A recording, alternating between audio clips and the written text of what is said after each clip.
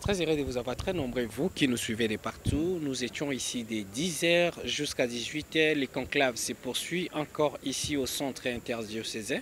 La SENCO n'a pas encore rendu ses verdicts avec ses amis et d'autres confessions religieuses qui se sont unis ici depuis le matin pour rendre les derniers verdicts qui sera tablé sur les candidats désignés pour rassurer l'avenir de la centrale électorale pour la République démocratique du Congo dans moins de 3 ans. Pour ce faire, très chers fidèles téléspectateurs, mais également à nos lecteurs à travers les réseaux sociaux qui nous suivent de partout à travers le monde. Nous restons encore connectés ici. Nous vous signalons également que la MOCA avait déposé avec d'autres partis politiques ont déposé leur mémo pour dire non à la désignation d'un candidat à la CENI parce que selon eux, ils pensent qu'il y a beaucoup de politisation dans le contexte. Alors nous restons ici pour prendre le dernier mot qui viendra de la confession religieuse ici ou les confessions religieuses ici pour vous faire part. Restez connectés.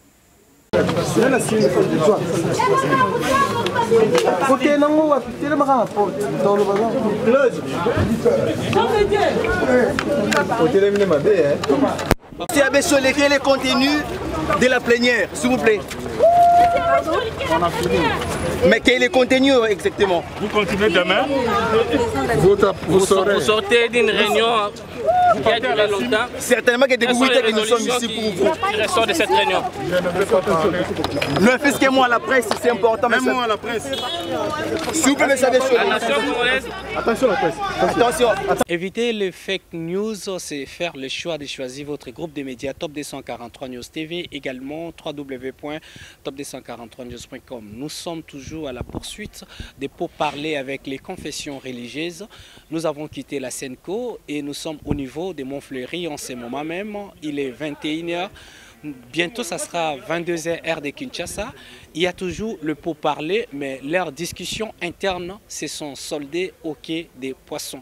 Alors, ce que nous allons faire, c'est que nous allons poursuivre et d'abord prendre la déclaration finale pour les candidats potentiels qui va diriger désormais la centrale électorale de la République démocratique du Congo pour 2023. On reste connecté pour vous donner la suite de leurs échanges internes. La journée, et voilà que jusque si tard nous sommes ensemble. Maintenant, vous avez besoin certainement de quelques informations.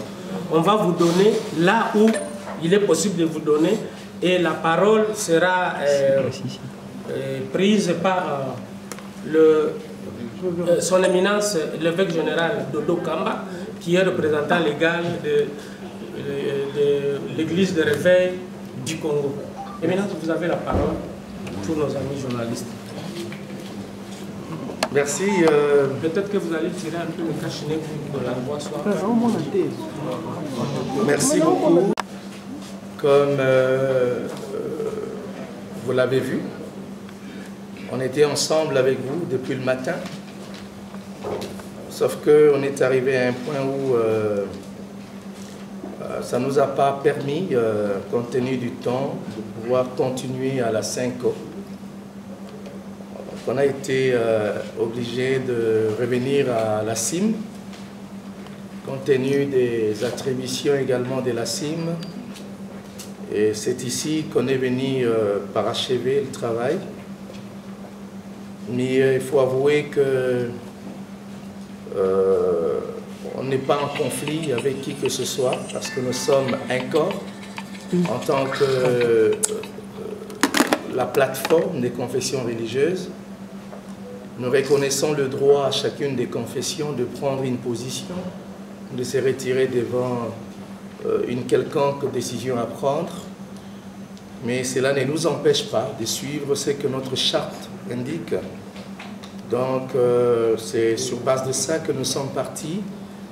Et ce qui nous a permis de parachever le travail et qui, je crois, dans les jours à venir, vous aurez les échos à l'autorité des tutelles. Est-ce que vous avez choisi un candidat président? Tout à fait ce qui nous a été demandé. Vous savez que nous sommes au dernier jour du calendrier qui nous a été dressé. Donc, on a été obligé, par rapport à nos responsabilités, de pouvoir terminer le travail que nous avons commencé il y a plusieurs mois environ. Donc, voilà, on était obligé, vu la concentration et tout ce qu'il y avait à faire, on devait carrément réchuter par là. Et c'est ce qu'on a fait. Qui est-ce qui a été Ne vous en faites pas, ce n'est pas à nous de vous le dire. Je crois que vous aurez les échos au niveau de l'Assemblée nationale. C'est elle qui nous a donné la responsabilité de travailler. Et je crois que dans les jours à venir, comme on a dit, l'Assemblée prendra soin de pouvoir lire notre PV. Mais il faut admettre aussi que, enfin, je tiens à rappeler que l'Assemblée a pratiquement un organe, je crois, c'est une commission, à ce que je sache, qui est habilitée à traiter le PV qui est ramené pour se rendre compte de la procédure qui a été soit respectée ou encore la qualité de chaque candidat désigné. Est-ce que l'Église catholique a claqué la porte?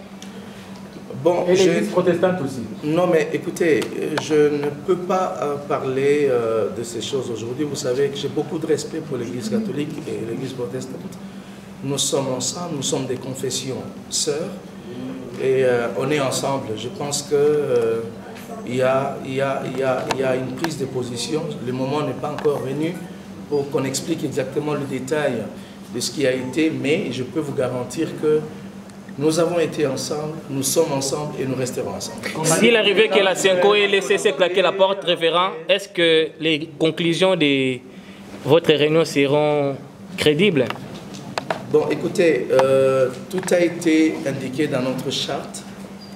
Je pense que la charte a réglé cette question, mais on n'a pas de problème là-dessus parce que nous parlons du respect des textes. Donc nous sommes régis par une charte qui d'ailleurs venait d'être signée récemment. Donc on n'est pas sorti, on n'est pas allé en dehors de règles de jeu. Est-ce pas c'est l'histoire de Ronsard Malonda qui se répète? Selon votre charte, les PV de désignation doivent être signés, deux possibilités, par soit le président et les autres confessions religieuses ou le président seul. Dans votre cas, qui signe le PV?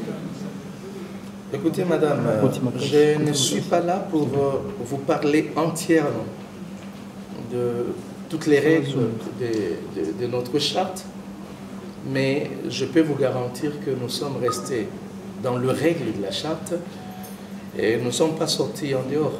Et ce que vous dites, peut-être que vous aurez entendu quelque part, mais je peux vous garantir que nous sommes censés, comme étant les hommes, les hommes d'église, donc nous sommes habilités à suivre les règles des écrits, donc nous sommes restés dedans et la charte a réglé cette question. Le moment venu, vous verrez si on a été réellement dans les règles ou pas, mais je tiens à vous rappeler ici que nous sommes ensemble. En fait, nous sommes ensemble. Beaucoup de respect pour toutes les confessions religieuses. Vous nous voyez ici ensemble. On ne peut pas dire du mal d'une confession et surtout pas d'un de responsable ou d'un de membres de la plateforme. Mais on est ensemble, donc ne nous amenez pas à nous diviser, s'il vous plaît. Vous devriez choisir deux délégués. Qu'en est-il de l'autre délégué? Comment réagissez-vous? Vous devriez choisir deux délégués. Qu'en est-il de l'autre délégué? Outre le président. Comment réagissez-vous par rapport à ces noms qui sont déjà Du tout. On n'est pas dans une logique d'un forcing quelconque ou encore d'une main politique. Très heureux de vous avoir très nombreux, vous qui nous suivez de partout à travers le monde. Mesdames et messieurs, bonjour, bonsoir, ça dépend de l'ère à laquelle vous allez nous suivre. L'affaire de désignation du président de la CENI qui sera basée à travers les confessions religieuses des différentes églises ou bien des plateformes ecclésiastiques pour la République démocratique du Congo pose des problèmes. Tout a commencé lié à la date de clôture prévue pour le 27 juillet 2021.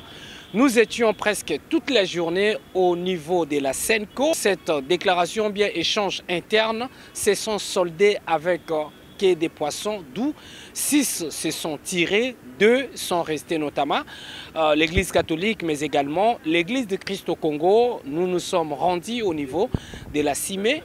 Jusqu'à minuit, 1 heure, nous nous sommes séparés sans une bonne résolution. Nous sommes revenus encore aujourd'hui au niveau de l'Assemblée nationale pour prendre les propos qui devaient être à l'issue de l'échange avec les 6 confessions religieuses restantes. Nous nous sommes rendus compte qu'ils n'ont pas donné une déclaration. Mais avant que ceux qui sont restés sus, ils se sont fait précéder d'ailleurs avec ceux de l'église catholique et l'église protestante. Cette affaire reste à suivre à nos prochains nouveaux numéros d'actualité. Peut-être l'avenir nous donnera raison. Pour le moment, on se limite ici et cette affaire reste à l'Assemblée nationale des tranchées. À très bientôt.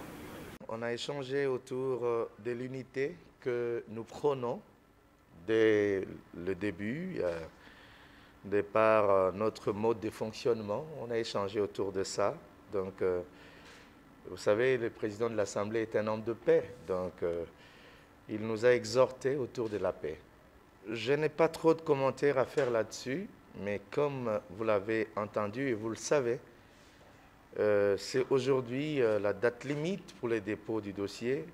Et c'est aujourd'hui que le dossier est censé être déposé et nous ne serons pas en retard. Il faut savoir que c'est très tôt de juger un quelconque chef religieux d'être tribaliste ou quoi que ce soit. On ne peut pas établir les choses sur cette ligne-là, il faudrait l'admettre. Et donc, je peux vous rassurer que l'Église ne marche pas sur les antivaleurs. Nous, on ne se base pas sur ce qui nous divise. Mais il faut admettre que c'est la règle de la démocratie. Ça, on ne peut pas s'en refuser. Parce qu'en réalité, nous ne sommes pas obligés de regarder à la même direction, il faut l'admettre. C'est la règle de la démocratie. Donc, ça, c'est une valeur. Mais cela ne veut pas dire qu'on est divisé. Et je vous avais dit, on reste unis, on ne sera jamais divisé. Mais la divergence, il peut y en avoir, c'est la règle de la démocratie. Je vous demanderai de nous reposer la même question, peut-être demain matin, ou à 23h45. Je vous rassure qu'aujourd'hui, c'est la date limite, on ne sera pas en retard. On est ensemble et jusque-là, je le dis, nous avons des divergences, mais on n'est pas divisés et non plus séparés. Donc, on est ensemble et nous donnons encore de la chance pour qu'on puisse regarder cette fois-ci à la même direction, comme on l'avait promis au départ. Donc, la journée n'a pas encore pris fin. On donne toutes les chances à l'unité et à l'unanimité. Non, pas encore, il faudrait l'admettre. On n'a pas encore un rendez-vous pris, mais on est resté ouvert, comme on l'a dit. Mais je crois que c'est très tôt de dire qu'on ne va pas se voir ou on doit se voir. Je vous laisserai plutôt la largesse d'observer et de voir si on arrivera à nous mettre ensemble pour cette raison ou pas. On peut ne pas se mettre ensemble pour cette raison, mais pour le reste des choses, on est ensemble et on restera ensemble. Je suis très content que vous ayez évoqué l'article 17 de notre charte, la charte qui régit notre plateforme. Je suis très content. Mais il faut aussi dire que l'article parle du mode de désignation ou encore la décision à prendre qui part du consensus pour réciter au vote. Mais ici, ce que je ne comprends pas, c'est qu'à chaque fois quand vous parlez, vous n'avez pas trouvé consensus. C'est-à-dire, ne parlez pas de cette façon-là. Dites, vous n'êtes pas arrivé à la désignation. Parce que désigner n'est pas forcément passer par le mode consensus, qui est la voie par laquelle il faudrait passer, mais il faudrait que cela puisse être complété par l'autre partie qui suit, dans cet article, qui parle du vote. Donc, jusque-là, c'est comme ça que je dis, nous sommes ensemble, nous restons dans les règles de notre charte, que j'appelle, moi, la lettre des conventions. Ce n'est pas l'article 17, c'est l'article 18. Il faudrait les lire, parce que nous le maîtrisons très bien. Et je vous ai dit hier, et je reviens sur ça, et pour vous rappeler ici, il ne faut pas dire que Nous n'avons pas trouvé la solution. Nous avons trouvé la solution. Nous avons travaillé. Et déjà, en ce qui nous concerne, nous avons vidé cette question.